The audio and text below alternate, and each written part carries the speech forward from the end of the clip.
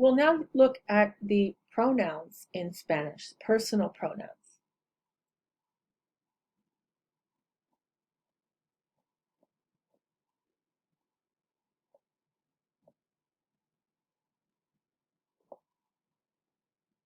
As you already know, a noun is a word that names. It provides a name to something. So it can be a proper name or it can be a more of a common name. Well, Mary would be an example of a proper name. Dog is an example of a common name, and both are nouns. A pronoun is a word that's going to take the place of a noun, a word that names. So if you have the noun Mary, a pronoun that could take the place of Mary would be she. If you are talking about Robert, a pronoun that could take the place of this noun would be he. If you're talking about a dog and you don't want to personify the dog, then the dog might be it. Or you might call your dog, you might replace your dog with the dog with he or she. If you have a group of people, then we might refer to them as they. Or if you're speaking directly to them, you all. Or if I am talking to you, instead of using your name, I could replace your name with you. Or I should say, I should back up and say, if I'm talking directly to you, I would address you as you, and you is a personal pronoun. And of course, we refer to ourselves in the first person with I. So it's very important to know the personal pronouns in Spanish, and also to know how we should set these up in a chart. We're going to be using charts to help us to put pronouns with verbs. That will be very, very infinitely important in your study of Spanish. So to not only memorize these pronouns, but to memorize the order in which we'll be seeing them when we go to conjugate verbs. So here are our personal pronouns in Spanish.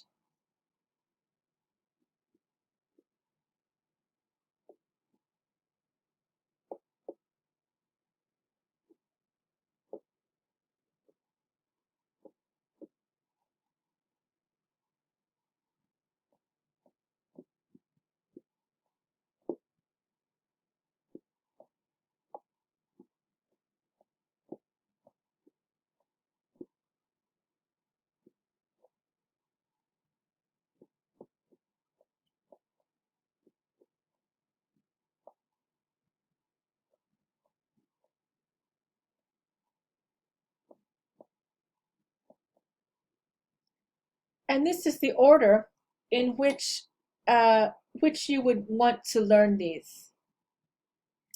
Okay, so not only do you need to know what they mean, but you would need to know them in this exact order.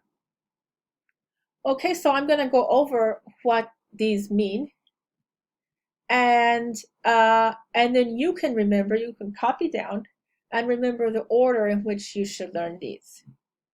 Okay, and again, this is going to be very basic for our verb conjugation. It's going to be very basic for communicating, and it's going to be something that you'll need to know for your study of Spanish from beginning to advanced levels. This word is yo, and it means I.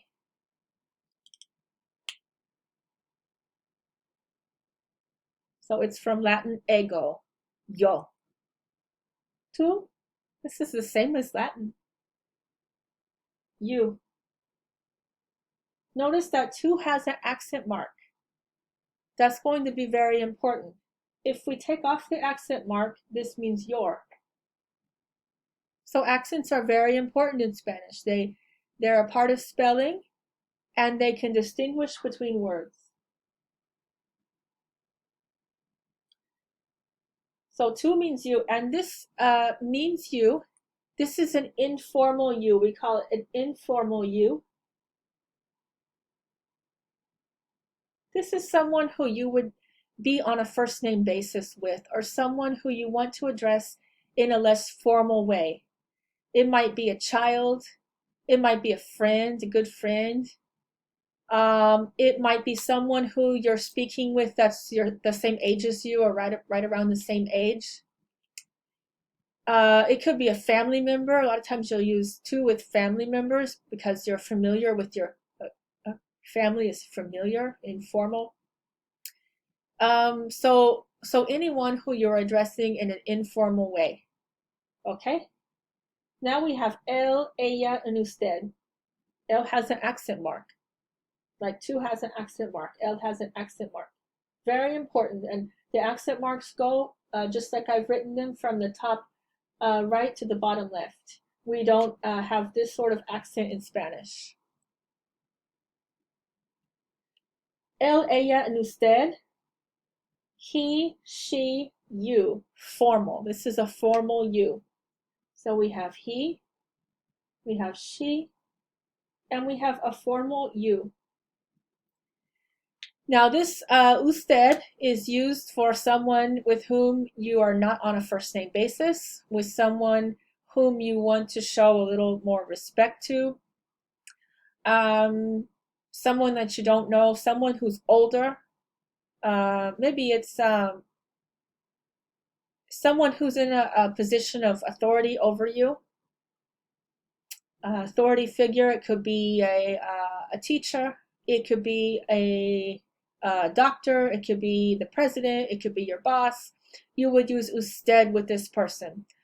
So it's very important to work with these tú and usted, and to make sure that you're using the one that you want to use in the right situations, in the situation in which you want to use it, and you should be using it. With children, definitely, I would just go with tú, unless you want to be ironic. Now, usted, I think is good to use until you get used to knowing when to use the tú form, because you really can't go wrong with usted. And if someone feels that usted is not proper, they don't feel comfortable with you using usted with them, they'll just tell you, they'll just let you know, use tú with me. But it doesn't really work the other way. Okay, so we'll go with usted first. So we have yo, I, tú is you informal, él, ella, he, and she. The LL is pronounced like a Y in Spanish, ella. Then we have usted.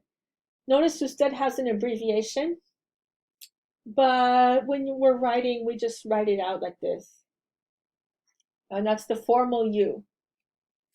Now we have nosotros and nosotras. This means we. Nosotros and nosotras. Nosotros with the OS ending is for either men, like you are a group of men, you're including yourself in a group of men, it's all men, or it could be men and women, boys and girls. Males and females could be mixed company. That's when we would use nosotros with an O. We also have nosotras with an AS. This is for females. This is the female form of we. So this is exclusively a group of all females, of all women, of all girls. Okay. Then we have vosotros and vosotras. This means you all. And this is informal. But this form is only used in Spain. This is a special form that is only used in Spain. So if you're traveling to Spain, or you're learning exclusively the Spanish of Spain, you'll want to make sure that you know vosotros really well. Vosotros is also, well, I should say it's informal. So this is where you're addressing a group of people in an informal way. Okay, then you would use vosotros. But again, it's only in Spain that you would use vosotros. All right, now we have ellos. Remember the two L's make a Y. Ellos, ellas, and ustedes. Okay, here we have the OS ending. Again, this is for men. Males or mixed company. Ellos, them, and it's a group of men only, or men and women, boys and girls, mixed company. Ellas with the AS ending is used for women only. So this means they, and it is for women. They. Finally, we have ustedes. It's the plural of usted, ustedes, with the es ending. We have an abbreviation available. This means you all. In Spanish-speaking America, it's just used for you all, whether formal or informal. You all, ustedes, and that's it. Even though it looks like usted, which is formal, we'll put formal. Even though it looks like usted, in Spanish-speaking America, it's just you all, formal and informal. In Spain, ustedes is the formal form. So you have vosotros for informal and ustedes for formal. So again, you'll want to take time, learn the personal pronouns, learn what they are, what they mean, where the accents go, where they're used, and also remember to learn them in this order. It will be very important to you when you go to conjugate verbs.